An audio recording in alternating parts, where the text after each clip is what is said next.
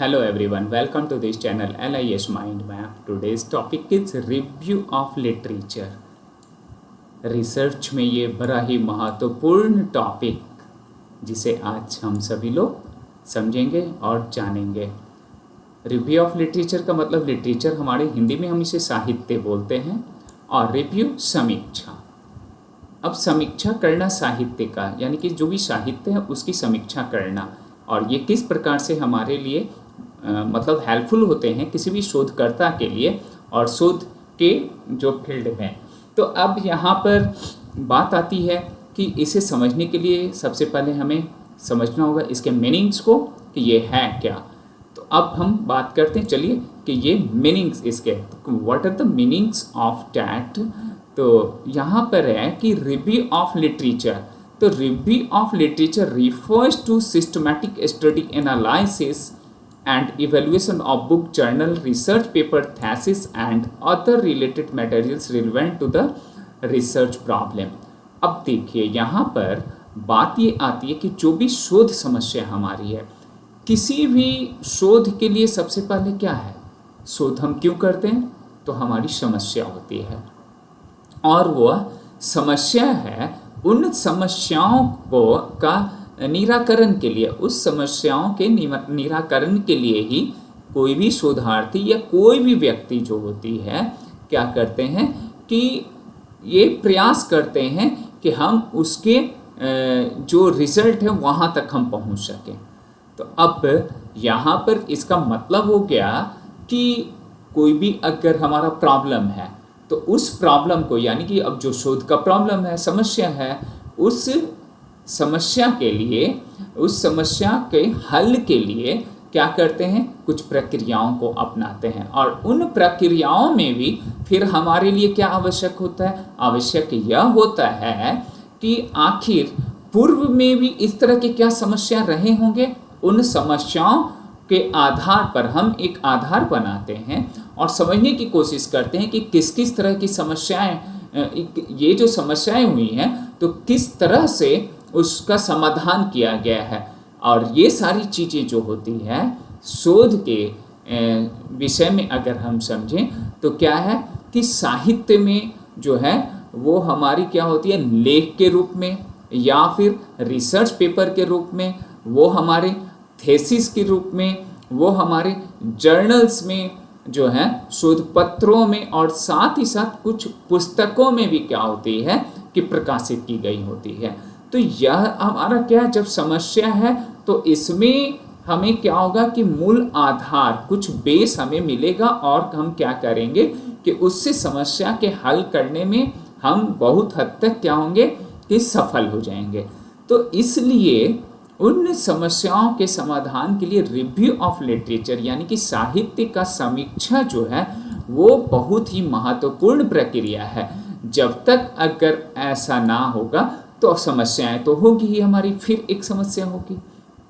इसी प्रॉब्लम की समस्या के लिए, यानी जो भी शोध की जो समस्या है उसके लिए हमें क्या करना होता है, साहित्यिक समीक्षा करना होता है। और यह भी एक जो है एक हायरार्की है कि हमें सबसे पहले क्या करना है, उस पर भी हम लोग डिस्कस करेंगे।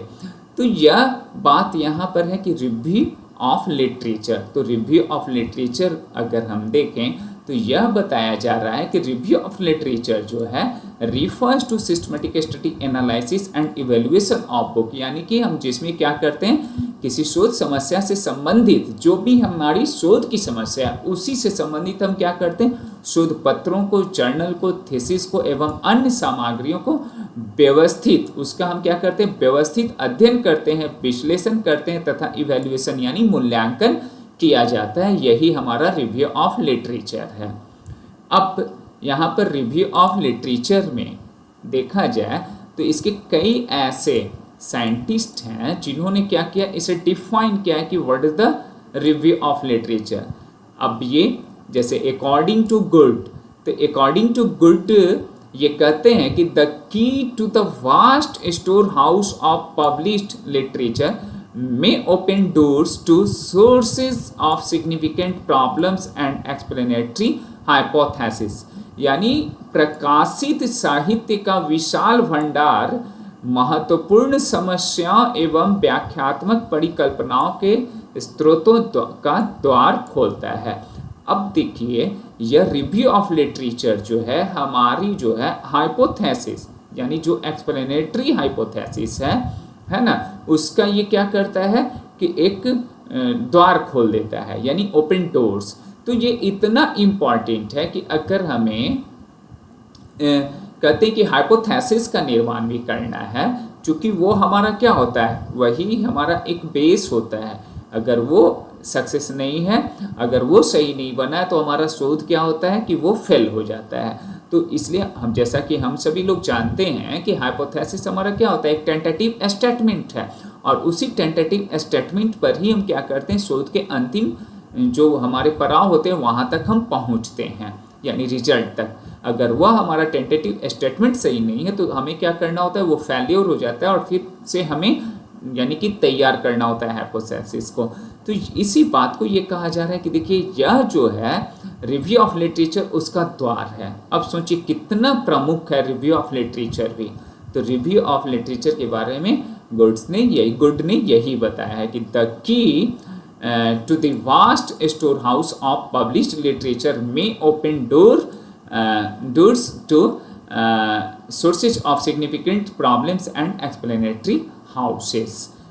अब यहाँ इस बात को तो हम लोगों ने समझा कि रिव्यू ऑफ लिटरेचर, उसके मीनिंग्स एंड डेफिनेशंस को भी हमने समझने की कोशिश किया। इसके कुछ उद्देश्य, आखिर क्यों, इसके उद्देश्य को भी समझते हैं तो और भी क्लियर हो जाएगा। देखिए, उद्देश्य स्पष्ट यहाँ पे बता रहा है, टू अंडरस्टैंड प्रीवियस रिसर्च, यानी पूर्व शोध को समझना है। रिव्यू ऑफ लिटरेचर हम क्यों करते हैं, साहित्य की समीक्षा क्यों करेंगे, क्योंकि पूर्व में जो शोध हुए हैं उसे हम समझ सकें, और वो हमारा जो आगे का जो हम वर्तमान में जो कार्य करेंगे तो वो हमारे लिए आसान हो जाएगा, वो एक आधार बन जाएगा। Second, to identify research gap, यानी शोध अंतराल की पहचान भी करना। आजकल देखते हैं हम लोग कि जो शोधकर्ता होते हैं, तो जब हम प्री सबमिशन हो या फिर हमारा फाइनल जो सबमिशन होता है, तो फिर जो वाइवा होते हैं तो उसमें पूछे जाते हैं कि है ना, कि आपका इस शोध में क्या रिसर्च गैप था, क्या आपने किस रिसर्च गैप पर आपने काम किया। तो चूंकि ये रिव्यू ऑफ लिटरेचर अगर हम उस पर स्टडी किए हैं गहनतापूर्वक, तब यह हमें क्या होता है कि उस गैप पर पता चलता है, और उसी गैप को हम क्या करते हैं, पढ़ने की कोशिश करते हैं, यानी उस समस्याओं को सॉल्व करने में। तो ये क्या है, रिव्यू ऑफ लिटरेचर हमारे लिए यह भी एक जो उद्देश्य है यह पूरा करता है, यानी कि identify research gap. Third one, to avoid duplication of research. अगर रिव्यू ऑफ लिटरेचर अगर हम कर रहे हैं तो वो हमें पता चल जाएगा, पुनरावृत्ति नहीं होगी। क्यों नहीं होगी, क्योंकि वह शोध हो चुका है पूर्व में। अगर आपने रिव्यू ऑफ लिटरेचर में देखा तो वो तो आपका आगे फिर वो फेल्योर है ना, वो आपका रिजेक्टेड होगा, right. Now to develop hypothesis, ये क्या है, ऐसे भी द्वार कहा जाता है कि हाइपोथेसिस का द्वार क्या है, रिव्यू ऑफ लिटरेचर है, इट इज द डोर। तो ये हमारा क्या होता है, door to develop the hypothesis, यानी परिकल्पनाओं का निर्माण करने में ये हमें क्या करेगा कि ये मदद करता है। टू प्रोवाइड थ्योरेटिकल फ्रेमवर्क, ये क्या करता है, सैद्धांतिक आधार भी प्रदान करता है। साथ ही टू इम्प्रूव रिसर्च मेथोडोलॉजी, तो रिसर्च मेथोडोलॉजी जो हमें तैयार करना है, जो हमें पद्धति को बेहतर बनाना है, तो उसमें भी रिव्यू ऑफ लिटरेचर क्या करता है, ये हेल्प करता है। तो ये बड़ा ही वाइटल हमारा जो है एक पार्ट है रिसर्च का, शोध का, और रिव्यू ऑफ लिटरेचर बड़ा ही इम्पॉर्टेंट टॉपिक भी है। नाउ नेक्स्ट हम लोग चलते हैं स्लाइड्स की तरफ, तो देखते हैं कि characteristics of review of literature, इसके कैरेक्टरिस्टिक्स को, इसके लक्षण को हम देखें तो ये है सिस्टमैटिक एंड ऑर्गेनाइज्ड, ये क्या होगा, व्यवस्थित एवं संगठित हमारा होगा। दूसरा हमारा क्या, क्रिटिकल ये क्या है हमारा यहाँ पर कि क्रिटिकल कहता है, क्रिटिकल एनालिसिस ऑफ लिटरेचर, साहित्य का आलोचनात्मक विश्लेषण। तो यह दूसरा हमारा कैरेक्टरिस्टिक लिटरेचर का। रिलेटेड टू रिसर्च प्रॉब्लम, ये शोध समस्या से संबंधित होता है, बिल्कुल होगा। यूजेस ऑथेंटिक सोर्सेज, ये हमारा क्या करता है, प्रमाणिक स्रोतों का क्या करता है ये, कि उपयोग करता है। तो ये characteristics and helps in understanding trends and gaps, प्रवृत्तियों एवं अंतराल को ये समझने में सहायक करता है। रिव्यू ऑफ लिटरेचर या इसकी कैरेक्टरिस्टिक्स है ना। क्या सोर्सेज हो सकते हैं रिव्यू ऑफ लिटरेचर के, क्या क्या सोर्सेज हो सकते हैं, तो यह कहता है कि प्राइमरी सेकेंडरी, आपका सोर्सेज क्या क्या हो सकता है, प्राइमरी हो सकता है, सेकेंडरी भी हो सकता है। और प्राइमरी सोर्सेज का मतलब हमारा क्या है यहाँ पर, प्राइमरी सोर्सेज का मतलब है, जैसे हिंदी में इसे कह रहा है कि प्राथमिक स्रोत, जैसे original research materials. Original research materials का मतलब research article, thesis, dissertation, conference papers, तो it is the primary sources. और प्राइमरी सोर्सेज को बहुत ईजिली हम लोग कह भी सकते हैं, समझ भी सकते हैं। रेफरेंस सर्विसेज में हम लोगों ने जाना है और समझा है कि प्राइमरी सोर्सेज विच वन क्या है, कि फर्स्ट वन या फर्स्ट हैंड जो हमारे इंफॉर्मेशंस होते हैं, that is called primary sources. तो फर्स्ट हैंड इंफॉर्मेशन यानी कि फर्स्ट टाइम मैंने देखा, फर्स्ट टाइम मैंने ऑब्जर्व किया, तो ये हमारा जो है comes under the primary sources। and second trick is that कि यानी कि pre publication what is the information, what are the information, so it's the comes under the primary sources। तो ये इसका डेफिनेशन भी कर सकते हैं और ये बहुत ईजियर तरीका है समझने का। कई बार ये प्रश्न यूजीसी नेट के ये पेपर 1 में भी पूछे गए हैं। तो यहाँ पर प्राइमरी सोर्सेज का मतलब क्या हो गया कि पूर्व, है ना, यानी कि फर्स्ट हैंड हमारा, तो ये प्राथमिक स्रोत। और देखिए रिसर्च आर्टिकल्स बिफोर पब्लिकेशन है, थेसिस हमारा before publication, dissertation, conference papers, ये सब बिफोर है। तो बिफोर पब्लिशर यानी पब्लिशर्स का वहाँ कोई रोल ना हुआ हो, तो यह भी हमारा प्राइमरी सोर्सेज है। तो ये रिव्यू ऑफ लिटरेचर हमारा क्या होता है, बहुत इंपॉर्टेंट जो पार्ट है प्राइमरी सोर्सेज के रूप में, जो हमारी लाइब्रेरी में क्या होता है या इंफॉर्मेशन सेंटर्स में अवेलेबल होते हैं। तो ये बहुत ही महत्वपूर्ण पार्ट है। And secondary sources after comes the publications, यानी कि interpreting and analysis of the primary sources, यानी कि जो क्या होता है इंटरप्रेट किया गया होता है आफ्टर द प्राइमरी सोर्सेज, यानी कि इट मीन्स कि ये पब्लिकेशंस हो चुका है इसका। अब देखिए गुड एग्जांपल, जैसा कि पब्लिकेशन हो चुका है, बुक क्या है, पब्लिशर्स से होकर आया है। रिव्यू आर्टिकल्स क्या हुआ है, पीयर रिव्यू, इट मीन्स कि ये हमारा क्या हुआ कि पब्लिकेशन, पब्लिशर्स वहाँ है। इंसाइक्लोपीडियाज यानी कि ये हमारा क्या है, पब्लिश्ड है। तो ये also comes after the primary sources, यानी कि सेकेंड हैंड जिसे हम कह सकते हैं आफ्टर पब्लिकेशंस। जो भी सोर्सेज हमारे आ रहे हैं, रीडिंग मटेरियल्स आ रहे हैं, it's comes under the secondary sources. And यही कहा जा रहा है कि सोर्सेज जो हमारा रिव्यू ऑफ लिटरेचर का है वो प्राइमरी एंड सेकेंडरी, तो primary sources and secondary sources यहाँ पर। नाउ कैरेक्टरिस्टिक्स की बात करते हैं। गुड जो रिसर्च प्रॉब्लम्स है, इस पर हम लोगों ने, चूंकि अगर रिसर्च प्रॉब्लम्स हमारा नहीं है तो दिन क्या होगा, अगर रिसर्च प्रॉब्लम नहीं है तो हमारा रिव्यू ऑफ लिटरेचर भी क्या हो जाएगा, वो बेकार हो जाएगा। तो इसे कहता है कि क्लियर एंड स्पेसिफिक होना चाहिए, रिसर्चेबल होना चाहिए, फिजिबल व्यवहारिक होना चाहिए, रिलेवेंट टू द सोसाइटी, और फील्ड होना चाहिए, एथिकल नेचर में होना चाहिए। ये कह रहा है रिसर्च प्रॉब्लम्स के बारे में कह रहा है। लेकिन अब बात करते हैं कि importance of review of literature, it means कि प्रोवाइड्स बैकग्राउंड नॉलेज, पृष्ठभूमि ज्ञान प्रदान करता है। तो ये हमें क्या करेगा, रिव्यू ऑफ लिटरेचर तो बैकग्राउंड्स को ही बताएगा ना, बिल्कुल। हेल्प्स फॉर्मुलेट रिसर्च प्रॉब्लम, ये शोध समस्या के निर्माण में भी सहायक करेगा कि ये हम करें ना करें।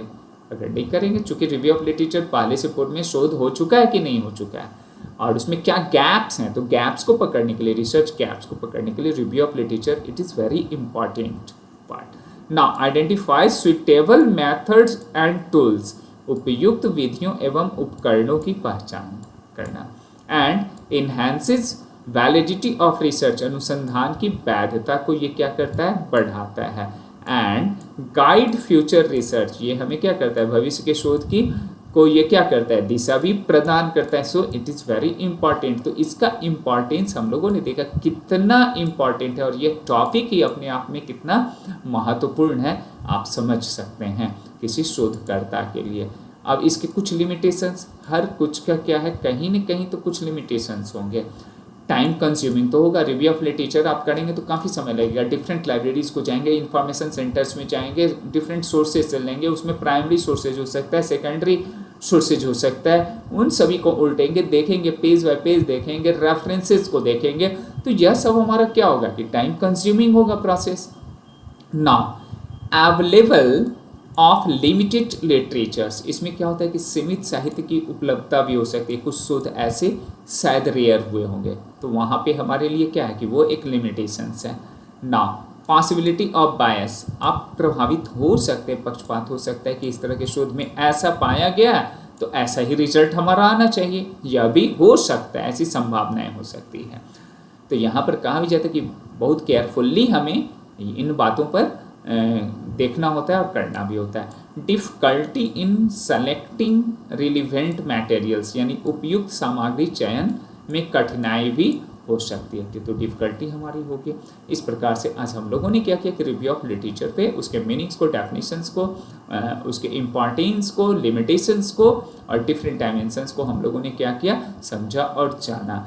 अब आगे हम लोग नेचर ऑफ क्वेश्चंस की तरफ चलते हैं और फटाफट इसे कर लेते हैं। देखिए फर्स्ट क्वेश्चन है कि review of literature refers to, यानी कि साहित्यिक समीक्षा किसे कहते हैं, तो ये क्या है, systematic study of related literature, तो B is the right answer. Now the main purpose of review literature is to, साहित्यिक समीक्षा का मुख्य उद्देश्य क्या है, क्या हमारा रिव्यू ऑफ लिटरेचर के ऊपर हम लोगों ने इतना अधिक डिस्कस किया, तो identify research gap, research gap को जानना बहुत महत्वपूर्ण है, तभी हम आगे शोध का टॉपिक हम चयन कर पाएंगे और हम शोध के अंतिम निष्कर्ष तक पहुंच सकेंगे, तो B is the right answer. Now books are considered as, पुस्तकों को किस श्रेणी में रखा जाता है, तो किस श्रेणी में रखा जाएगा, सेकेंडरी, आफ्टर पब्लिकेशन है ना, तो ये बुक हमारा क्या हो गया, सेकेंडरी सोर्सेज ऑफ इंफॉर्मेशन, जैसे इंसाइक्लोपीडिया ऊपर में हम लोगों ने डिस्कस किया था, तो ये बुक क्या हो गया, सेकेंडरी सोर्सेज हो गया। ना लिटरेचर रिव्यू, यानी कि रिव्यू ऑफ लिटरेचर जो है, साहित्यिक समीक्षा किस में सहायता प्रदान करती है, हमें किस चीज़ में करेगी, तो ये हमें आइडेंटिफाइंग सुइटेबल मेथड्स, कौन सा मेथड्स हमें अप्लाई करना, मेथोडोलॉजी के निर्माण में भी हमें हाइपोथेसिस का तो ये मुख्य द्वार ही माना जाता है, और ये सुइटेबल मेथड्स में भी को आइडेंटिफाई करने में ये हमें मदद करता है, तो इस प्रकार से A is the right answer. Now which characteristic is related to review literature review, तो ये साहित्य समीक्षा की कौन सी विशेषता है, इसमें से बताना है, तो रैंडम नो, सिस्टमेटिक नो, ये क्रिटिकल एनालिसिस इसमें होता है, राइट, रिव्यू ऑफ लिटरेचर में, तभी तो हम फिर आगे बढ़ पाते हैं शोध में। नाउ लिटरेचर रिव्यू प्रोवाइड, साहित्यिक समीक्षा क्या प्रदान करती है, क्या इंटरटेनमेंट देती है, नो, ये तो बिल्कुल अल्टर। ना advertising ideas, no, market sales, no, तो ये बैकग्राउंड नॉलेज को हमें देता है ना, चूँकि पूर्व का ही तो हम पढ़ते हैं ना, पब्लिश जो हो चुका है, शोध जो हो चुका है, उस लेख को हम समझते हैं, तो B is the right answer. Now next, which of the following is a limitations of review literature, अब देखिए क्या लिमिटेशंस हो सकता है, चूँकि मैंने जैसा कि ऊपर में डिस्कस किया कि बहुत सारे साहित्य को हमें देखना होता है, पढ़ना होता है, प्राइमरी सोर्सेज होते हैं, सेकेंडरी सोर्सेज होते हैं, हमें डिफरेंट लाइब्रेरीज को जाना होता है, तो ये क्या हो गया कि टाइम कंज्यूमिंग हो गया, तो A is the right answer, यानी कि time consuming is the right answer. Now and review of literature helps to avoid, साहित्य समीक्षा किससे बचने में सहायता करती है, तो किससे करती है ये, डुप्लीकेशन ऑफ रिसर्च, तो it is the right answer, B is the right answer. इस प्रकार से आज हम लोगों ने रिव्यू ऑफ लिटरेचर के बारे में समझा और जाना, आपने बहुत पेशेंसली वॉच किया, थैंक यू सो मच। फिर मिलता हूँ नए टॉपिक के साथ, thank you so much once again.